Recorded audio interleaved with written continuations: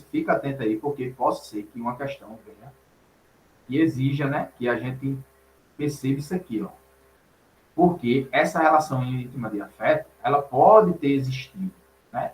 Não exige tempo, assim como não exige idade, né? Não exige idade, porque essa presunção, quando a agressão parte de um sujeito do sexo masculino, essa vulnerabilidade, ela é absoluta, beleza? Vamos lá.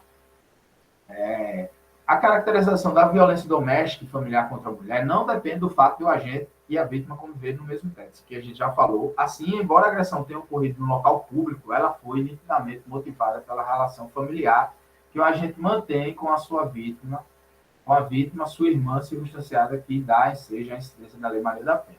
Em 2015, a jurisprudência aqui, perceba que aqui eu vou me socorrer daquele conceito que, embora seja uma agressão que tenha ocorrido, né, fora do âmbito familiar, mas ela decorreu em relação, ela decorreu desse âmbito familiar, dessa relação familiar. Tranquilo? Então, fica atento, porque possa ser que venha um caso concreto e o examinador pergunte se, nesse caso, vai incidir a Lei Maria da Penha ou não, mas que tenha sido uma relação, uma agressão que ela tenha decorrido, apesar de ser num local público, né, ela tenha decorrido dessa relação familiar entre irmãos. Beleza? Vamos aqui às formas de violência. Agora a gente entra no ponto alto da aula de hoje, que é a gente entender essas formas de violência, né? A violência física, a violência patrimonial, a violência moral e a violência psicológica. Tranquilo? A gente vai tecer as considerações aqui, cada uma forma de violência. Pessoal, perceba que a gente vai estar sempre conjugando o artigo 1º, como a gente falou lá. Ó, pessoal, quando a gente for interpretar a Lei Maria da Penha, a gente faz uma interpretação teleológica. O qual é de onde vem essa ideia de fazer a interpretação teleológica? Porque a gente vai olhar os fins sociais a que a lei se destina. Quais os fins sociais em que a Lei Maria da Penha se destina? Uma maior proteção a pessoas do sexo feminino. Beleza? A gente está sempre conjugando o artigo 1º junto com o artigo 5º. Por que o artigo 5º? O artigo 5º vai estar lá os requisitos, né? Tem que ser uma relação íntima de afeto, num ambiente familiar, beleza? Ou numa relação doméstica ali, ou numa relação de parentesco. Tranquilo? Então, eu estou sempre conjugando o artigo 1º com o artigo 5º e o artigo 7º. Por quê? Porque o artigo 7º vai trazer aqui, ó, primeiro que o artigo 7º, quando ele traz as formas de violência, muita questão vai perguntar aqui, ó, se esse rol aqui, ó, é um rol exemplificativo. Exemplificativo.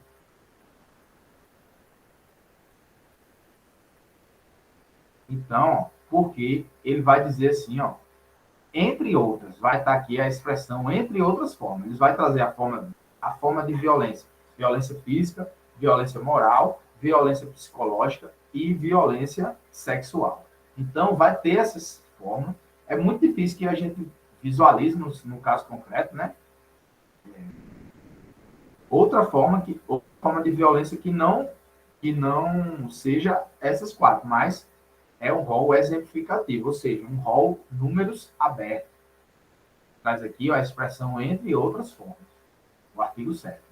Beleza? Então, fica atento, porque tem muita questão perguntando aqui se é um rol exaustivo ou se é um rol exemplificativo. Beleza? Aí eu trago aqui, o artigo 7º da Lei Maria da Penha nos trouxe as formas de violência doméstica. São 5 as listadas na legislação. Contudo, tenho que destacar que a própria lei faz menção ao termo, são formas de violência doméstica familiar, entre outras. Beleza? Esse entre outras aqui, ó, merece destaque,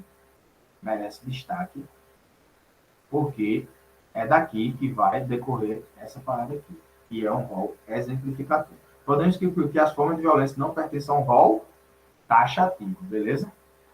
Mas é exemplificativo. Fica atento nisso. fica atento nisso e coloca isso aí no teu canal, beleza? Então, eu trago aqui, ó, a violência física, a violência física, a violência física, que vai desde umas vias de fato, vai desde umas vias de fato até um feminicídio,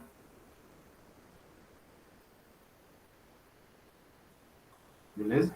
Essas vias de fato aqui pode ser um empurrão, pode ser um puxão de cabelo, pode ser aí uma bufetada, né? Que não deixa lesão corporal. Como é que no caso concreto vocês entendem uma via de fato, né? Que é uma contravenção penal,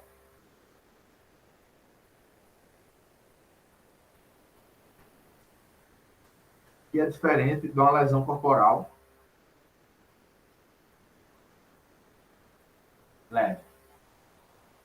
Cuidado aqui, ó. Por quê? Aqui, quando chega uma pessoa na delegacia, uma vítima de violência doméstica familiar na delegacia, né?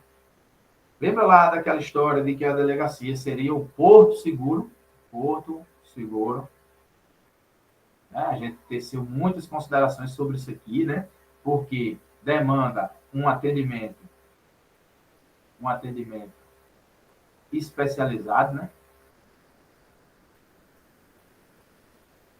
Então, quando chega uma vítima de violência doméstica familiar, né? E a gente percebe que é uma violência física, né? A gente vai apurar para ver se foi uma lesão corporal leve, né? Ou uma contravenção penal através do exame de corpo de delito.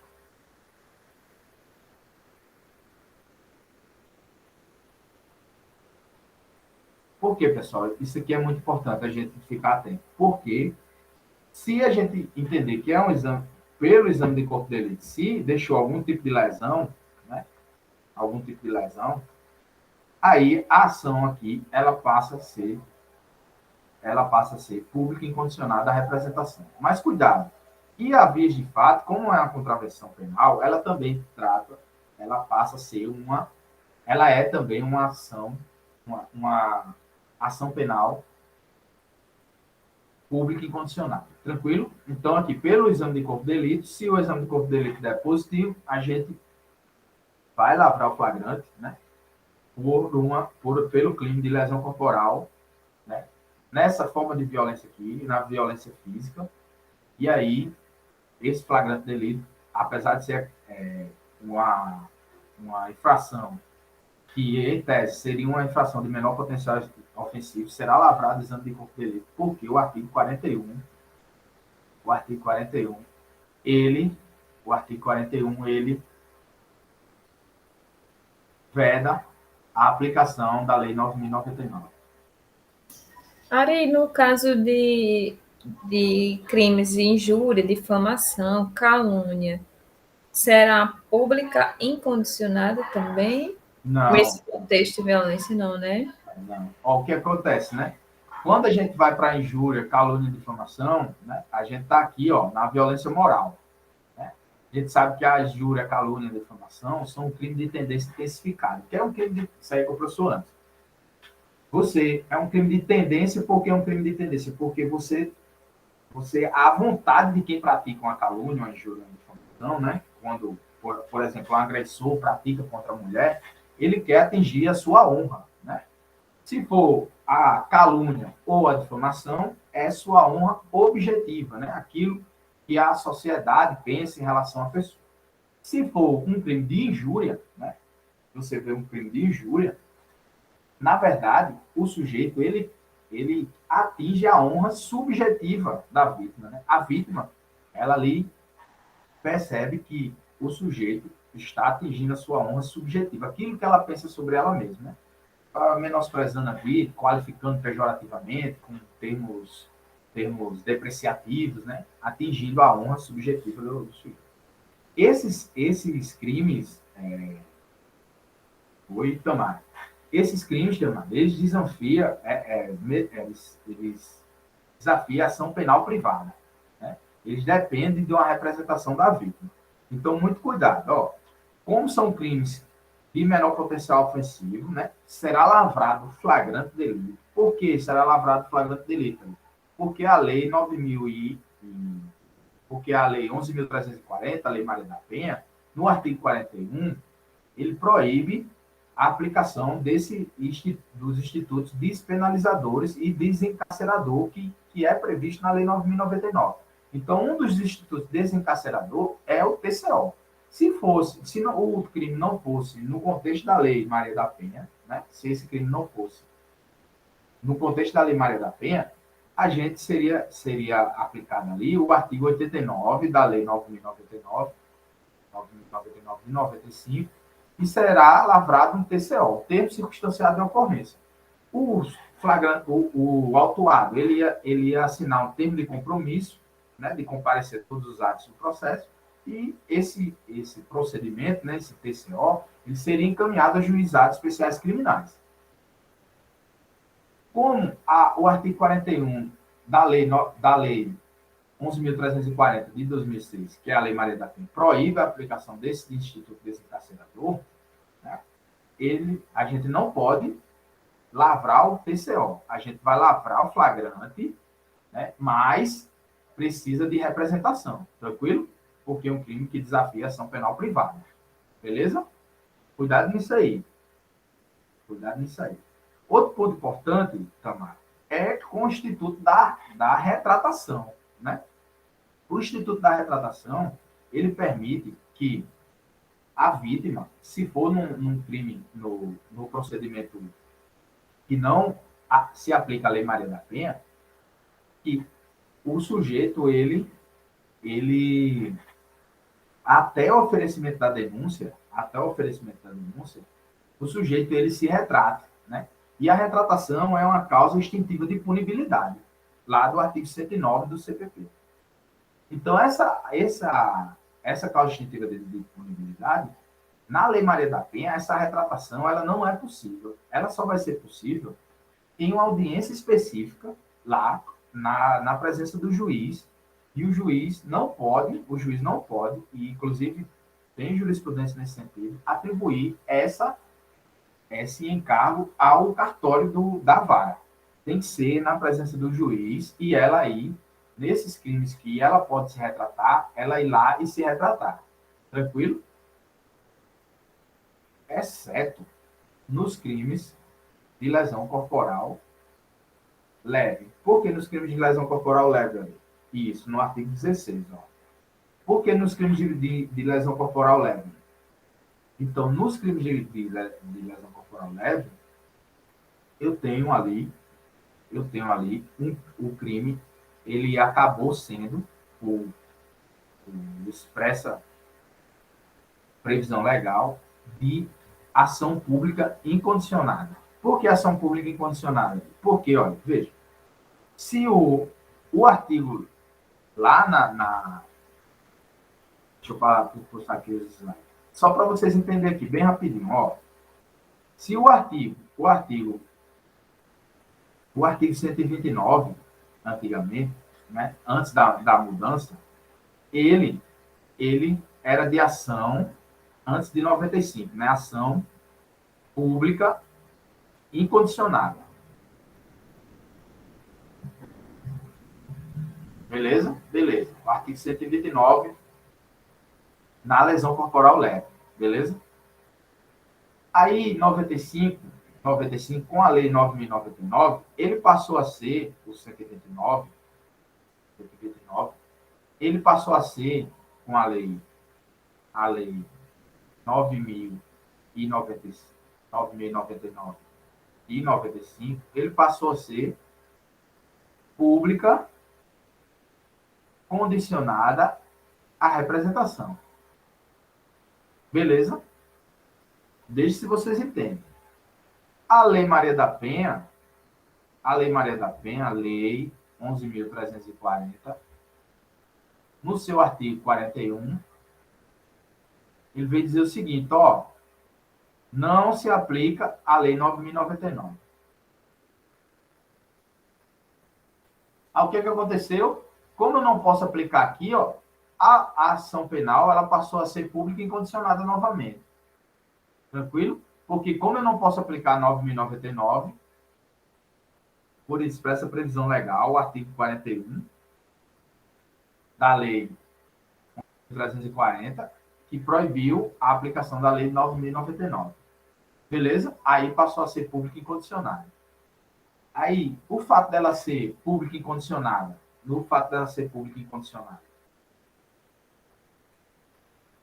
não vai depender de representação da vítima. Deu para entender isso? Ou seja, o processo vai à frente, independente de a vítima representar ou não.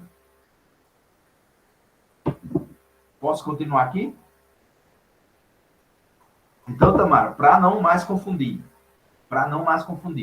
que é que eu tenho? Eu tenho os crimes de, por exemplo, estelionato, com a mudança agora, né, que passou a ser de ação pública condicionada à representação, salvo naquelas exceções, né, se for uma vítima maior de 70 anos, né, se for contra deficiente, então, ou criança ou adolescente, né, se for contra uma pessoa jurídica de direito público. Então, o que é que eu tenho?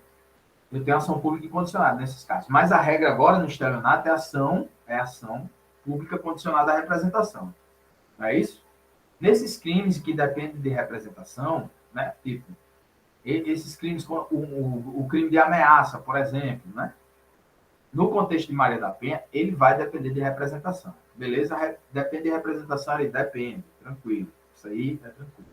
E a retratação é possível? É possível, em audiência específica junto com o juiz. E essa retratação é uma causa extintiva de punibilidade. Deu para entender? Deu sim, Areia. Foi show. Vamos em frente, porque aqui acontece muita confusão, porque a gente tenta, como a gente faz aquela interpretação, né, teleológica, que os fins sociais se destinam de maior proteção, a gente achar que todos os crimes desafiam a ação penal pública incondicionada. Não. O crime, por exemplo, de stalking, aquele crime novo, né, de perseguição, né? Isso, aquele crime novo de perseguição, novo entre aspas, né, que entrou em vigor agora há pouco, stalking, ele também desafia a ação penal pública condicionada à representação. Fica atento nisso, porque pode ser que seja, tudo que é novo, o examinador adora, né? Pode ser que ele venha cobrar. Então, esses crimes que dependem de representação, ele vai desafiar a ação penal pública condicionada. Precisa de representação. Será lavrado flagrante. E para que a vítima de violência doméstica e familiar ela possa desistir, vai ser numa ação específica junto com o juiz. Justamente para a vítima não estar, para o juiz aferir se, no caso concreto, a vítima não está recebendo algum tipo de ameaça, de perseguição, de qualquer outra coisa. E ela ali esteja retirando, né, aquela representação por medo, por qualquer algum tipo de represália, beleza? Então, eu trouxe aqui, são formas de violência doméstica familiar, entre outras. Aí a violência física, o pessoal fica muito atento, porque nas questões eles vão pegar aqui, como na violência física é tranquilo, porque eu tenho uns tapas, chutes, sobre aquela